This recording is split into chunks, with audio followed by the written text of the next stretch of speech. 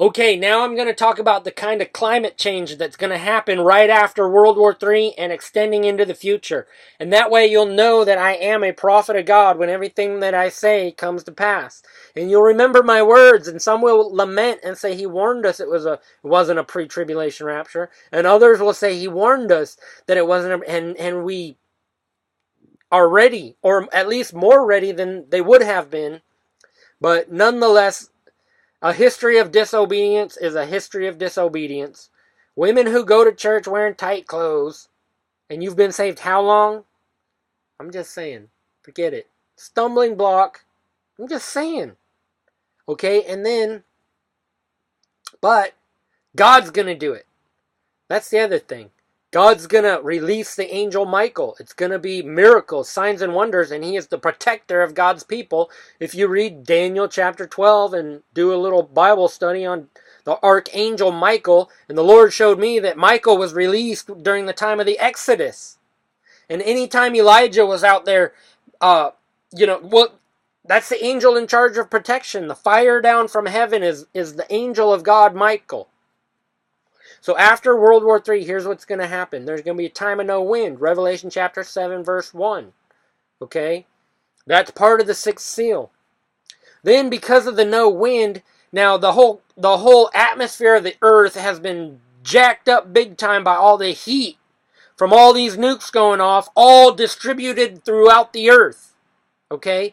And trust me, Argentina's going to get hit. Iran's going to get hit. Anywhere there's no missile defense system, and any nation that has betrayed us, just saying, we have free reign to do anything to protect our interests, just like Israel. They're fighting for their life. So now the United States is in Israel mode, in that Israel has been surrounded by her enemies for many years, and it has only been God protecting Israel. Now we see that threatened, and the United States is in a weakened position. So just get ready, I'm just saying. But the climate's going to change, and here's how. The poles are going to get colder than they should be, and the equator area, the center warmer tropical area, is going to get too hot. And it's going to create crazy weather, okay? And what I mean is, the summers are going to be too hot and the winters are going to be too cold.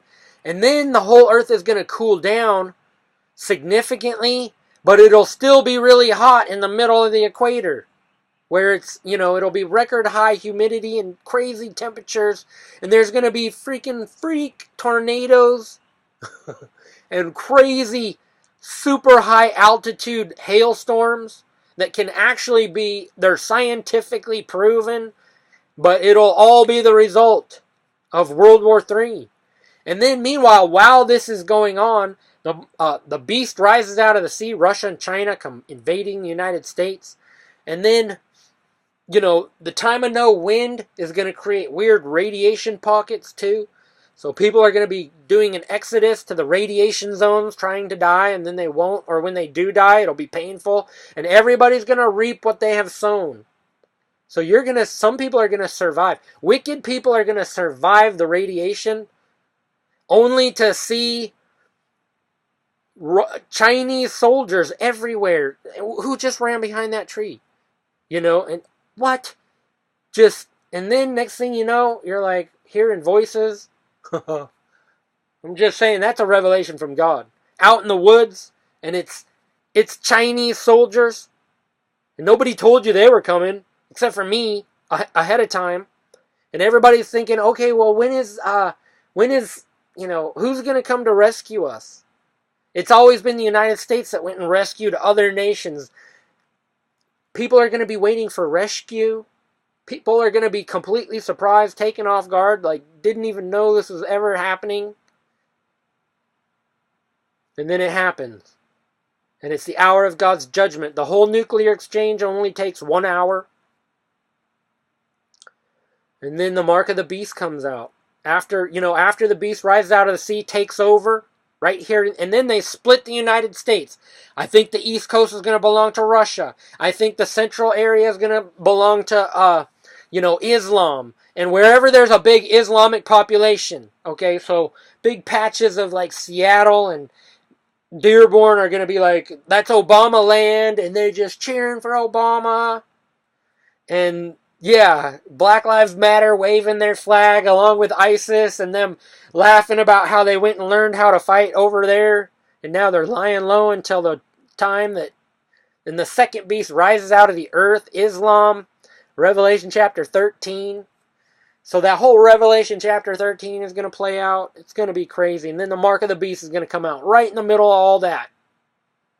And at first it's going to just be a mark. They're going to be slapping it on as many people. And then they go back and start finding the people who don't have the chip. I'm just saying. And then eventually it's high tech. They got everything set up. It takes them just like they're getting ready for it. They've been getting ready for it. I'm just saying. It's just them implementing it. I'm just saying. And then all those people who are pre-trib rapture believers are going to be like,